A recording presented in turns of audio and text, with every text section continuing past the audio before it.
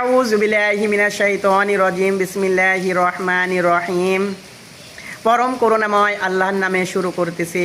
যারা আমার চ্যানেলটিকে সাবস্ক্রাইব করেন নাই অবশ্যই আমার চ্যানেলটাকে সাবস্ক্রাইব করবেন, লাইক শেয়ার কমেন্ট করতে পারেন, ফলো দিয়ে পাশে থাকতে পারেন।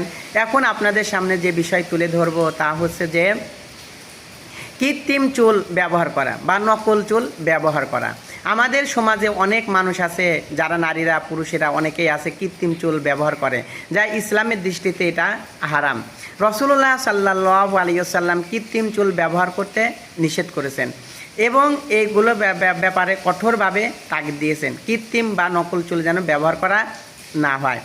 রাসূলুল্লাহ সাল্লাল্লাহু আলাইহি ওয়াসাল্লাম বলেন, লাআনাল্লাহুল ওয়াসিলাতাল মুস্তাওসিলাতা ওয়াল ওয়াশিমাতা মুস্তাওশিমাতা।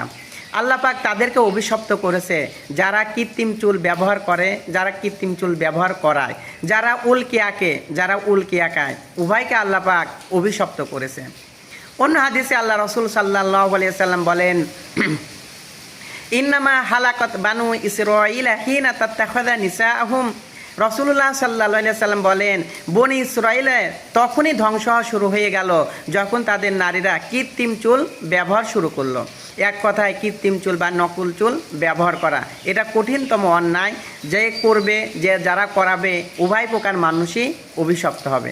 এজন্য কৃত্রিম চুল আমরা ব্যবহার করা থেকে দূরে থাকি।